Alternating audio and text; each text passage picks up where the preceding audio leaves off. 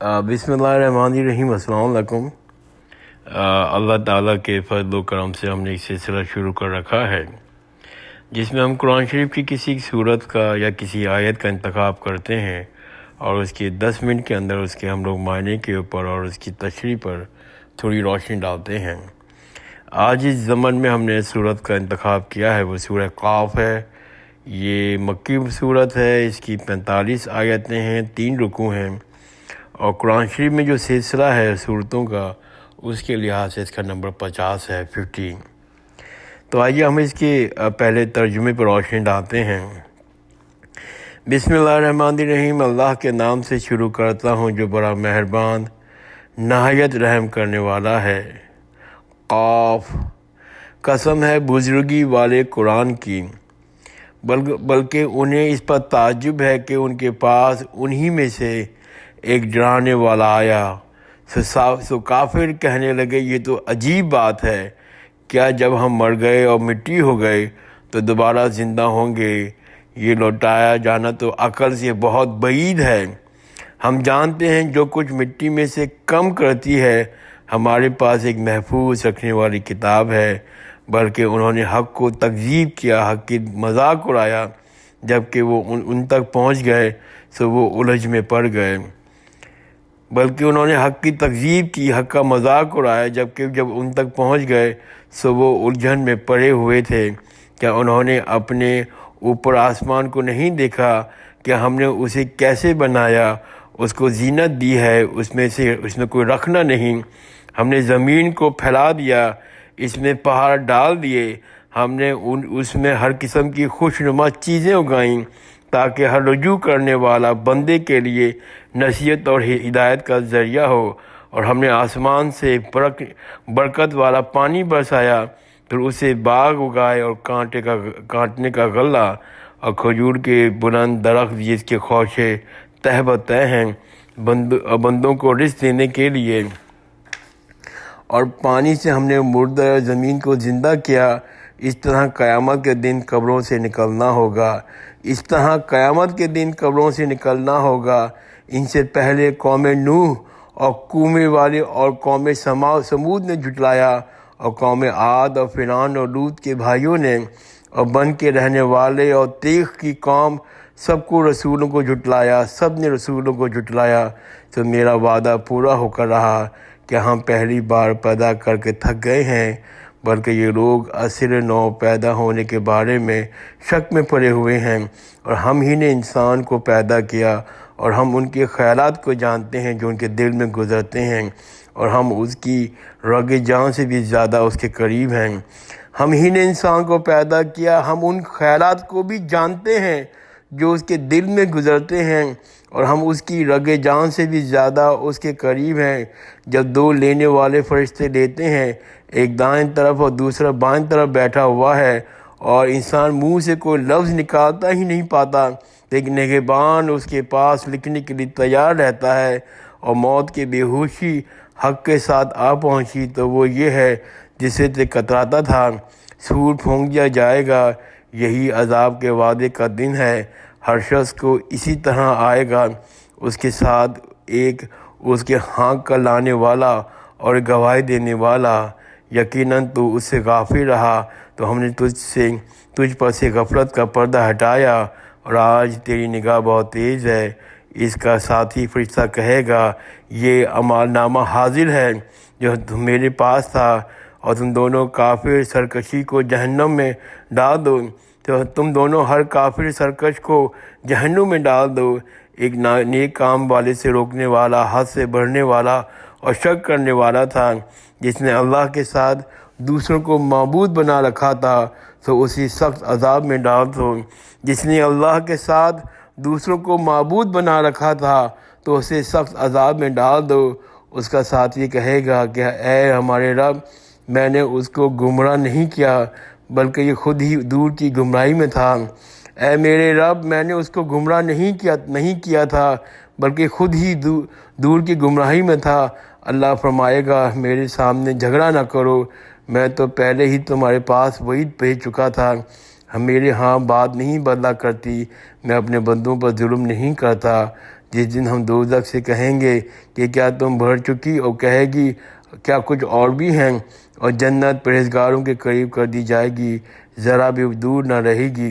جنت پرہیزگاروں کے قریب کر دی جائے گی، ذرا بھی دور نہ رہے گی، اور یہ ہے وہ جس کا تم سے وعدہ کیا گیا تھا ہر رجوع کرنے والا اور یاد رکھنے والے کے لیے۔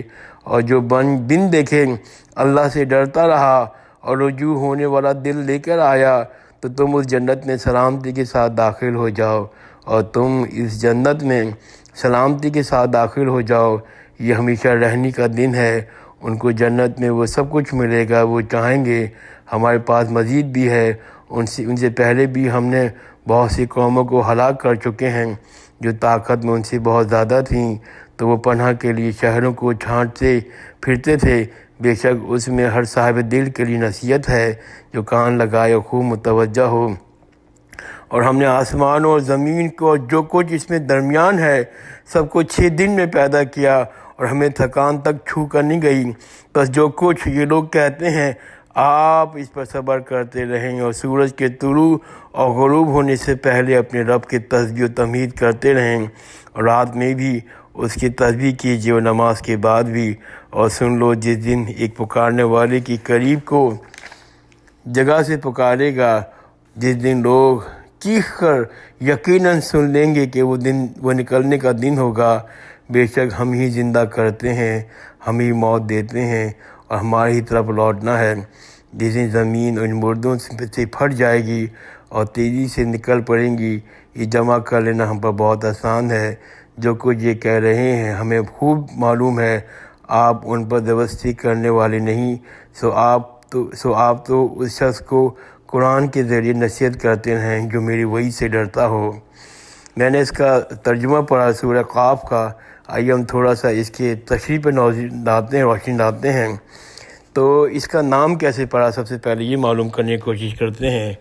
تو آغاز ہی کے جو لفظ ہے قاف، اس سے ہی صورت کا نام ماخوذ ہے، اور مطلب صرف آسان سا یہ ہے کہ یہ وہ صورت ہے جس کا افتتاح حرف قاف سے ہوتا ہے۔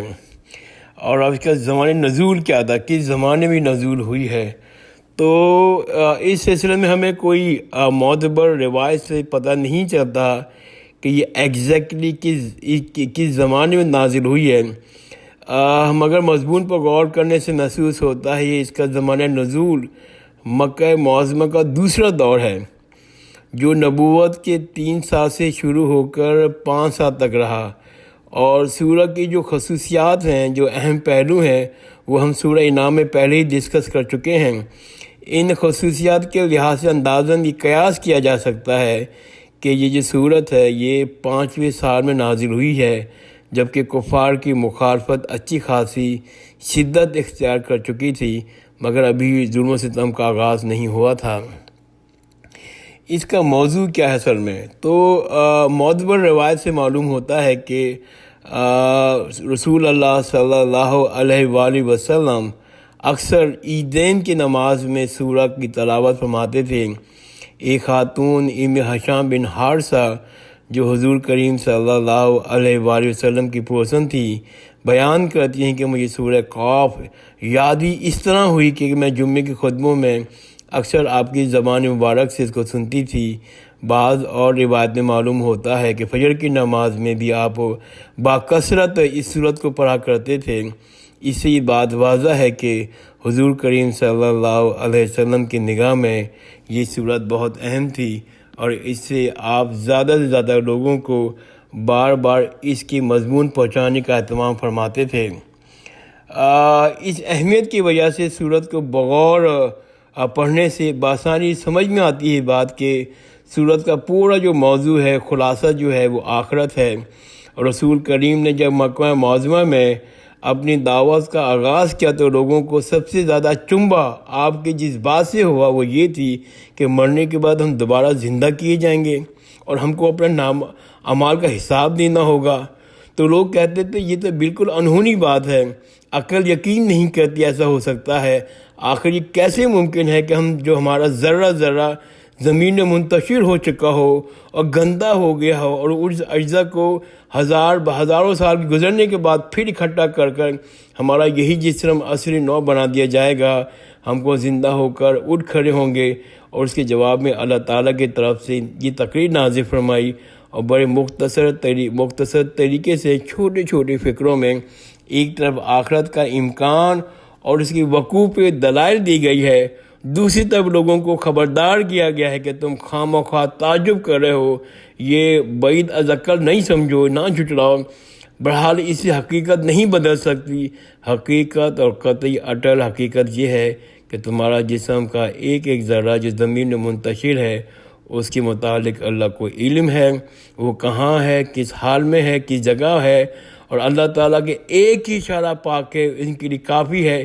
یہ تمام منتشر ذرات پھر جمع ہو جائیں گے، تم کو اسی طرح دوبارہ کھڑا کر دیں گے جیسے کہ تم پہلے بنایا گیا تھا۔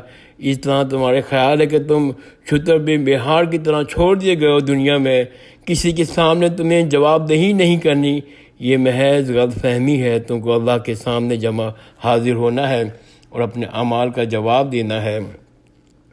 امر واقعہ یہ ہے کہ اللہ تعالیٰ براہ راست خود بھی ہمارے ہر قول و فعل سے بلکہ ہمارے دل میں گزرنے والی خیالات تک واقف ہے۔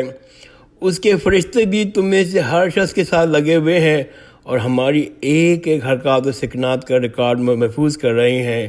جب وقت آئے گا تو ایک پکار پر بالکل اسی طرح نکل پڑیں گے یہ فرشتے، جس طرح بارش کا ایک چھینٹا پڑتے ہی زمین سے نباتات کی کونپیں پھوٹ نکلتی ہیں۔ اس وقت یہ غفلت کا پردہ جو آج ہماری عقل پہ پڑا ہوا ہے ہمارے سامنے سے ہٹ جائے گا، تو ہم اپنی آنکھوں سے سب کچھ دیکھ لیں گے کہ جس کا جو انکار کر رہے ہیں، جس کا وہ انکار کر رہے ہیں، اس وقت تمہیں معلوم ہو جائے گا کہ دنیا میں غیر ذمہ دار نہیں تھے بلکہ ذمہ دار و جواب دہ تھے۔ جزا و سزا، عذاب و ثواب، جنت و دوزخ جنہیں آج پھنسانا اور سمجھ رہے ہو، اس وقت یہ ساری چیزیں تمہارے سامنے حقیقت بن کر سامنے آئیں گی۔ حقیقت سے انات کی پتاش میں اس جہنم کے اندر پھینکے جاؤ گے، جیسے آج عقل سے بعید سمجھتے ہو۔ خدا رحمان سے ڈر کر راہ راست کی طرف پلٹنے والی تمہاری نگاہوں کے سامنے اس جنت میں جائیں گے جس کا ذکر سن کر تمہیں تعجب ہو رہا ہے۔ میں نے کوشش کی سورہ قاف کا تشریح مختصراً 3 الفاظ میں بیان کر سکوں۔ اگر کسی صاحب کو کوئی سوال ہے تو مجھ سے کانٹیکٹ کر سکتا ہے۔ جزاک اللہ خیراً۔ خدا حافظ۔